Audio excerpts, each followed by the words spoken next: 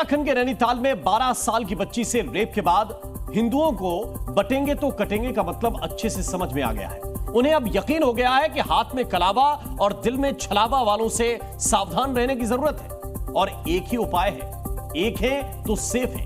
देवभूमि के हिंदू चाहते हैं कि योगी मॉडल से कट्टरपंथियों का इलाज हो।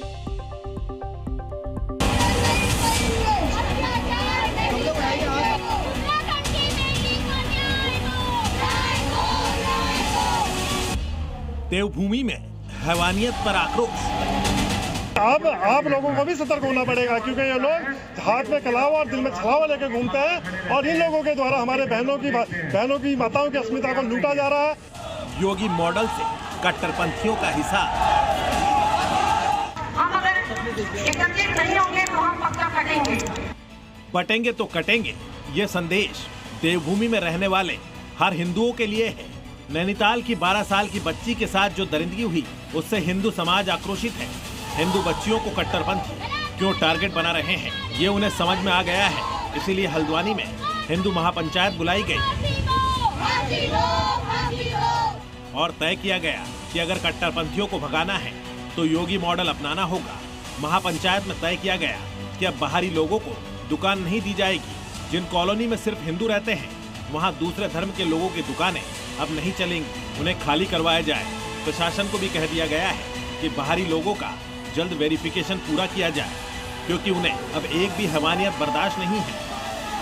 लोकप्रिय मुख्यमंत्री से निवेदन करना चाहता हूं, जो डेमोग्राफिक चेंज के ऊपर काम कर रहे हैं, जो मजारों के ऊपर काम कर रहे हैं, उस पर नजर दौड़ाएं और इन लोगों को सख्त से सख्त कार्रवाई करते हुए इन्हें नेस्तनाबूद करने का काम करें। नैनीताल वाली घटना ने तो शर्मसारी कर दिया है, तो मैं सभी से निवेदन करूंगी कि हम सब एकत्रित हों और हम अगर एकत्रित नहीं होंगे तो हम पक्का कटेंगे, तो हम कटेंगे। इसके लिए हमको मंथन करना होगा। नैनीताल में इतना बड़ा कांड हुआ है। हमारी 12 साल की एक बच्ची है जिसको कपड़े पहनना तक नहीं आता, फ्रॉक पहनना तक नहीं आता। उसके साथ एक बंदा 3 महीने से, सलाल बंदा 3 महीने से उसके साथ गलत काम कर रहा है। ये हमारे लिए बहुत शर्म की बात है कि आज भी हम हिंदू जाग नहीं रहे हैं। बच्ची से हैवानियत के खिलाफ देवभूमि में हर जगह आक्रोश है।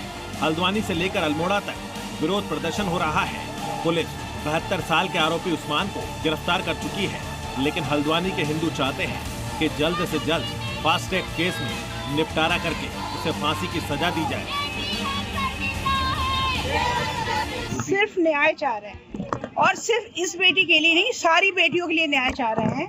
मेरा ये चाहना है, मेरा ये मानना है कि सरकार को फास्ट ट्रैक कोर्ट के तहत इस बलात्कारी को जल्दी से जल्दी सजा मिलना चाहिए और कड़ी से कड़ी कार्रवाई इसके विरुद्ध किए जाने चाहिए। मोहम्मद उस्मान द्वारा जो हैवान का रूप है, उसके द्वारा एक 12 साल की मासूम बच्ची का बलात्कार हुआ है।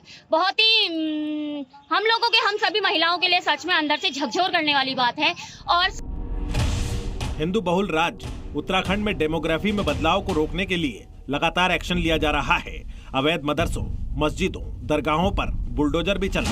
बावजूद इसके हिंदुओं को निशाना बनाने की वारदात लगातार सामने आ रही है। अब हालात ये हैं कि नैनीताल आने वाले पर्यटकों को भी सुरक्षा का डर सताने लगा है। अब हम भी एक लड़की हैं, अगर किसी बच्चे के साथ ऐसा हो रहा है तो बेकार है, अच्छा नहीं लगता किसी के बारे में सुन के। कल हमारी भी बच्ची होगी, बच्चा होगा, कोई भी ऐसा करेगा तो हमें अच्छा नहीं लगेगा वो चीज। मुख्यमंत्री और सूबे की पुलिस के मुखिया दोनों ने यही कह दिया है कि रेप के आरोपी को कड़ी सजा दिलवाई जाएगी। देखिए, किसी भी कीमत पर जिन्होंने कानून तोड़ा है, अपराध किया है, उनके खिलाफ सख्त कार्रवाई होगी और सख्त कार्रवाई के लिए कहा गया है कि कोई भी अपराधी यहाँ बचने नहीं पाएगा। नामजद आरोपी को गिरफ्तार कर जेल भेजा जा चुका है। पुलिस प्रशासन द्वारा पीड़िता की देखभाल तथा उसके परिवार की सुरक्षा के लिए सभी आवश्यक प्रबंध किए गए।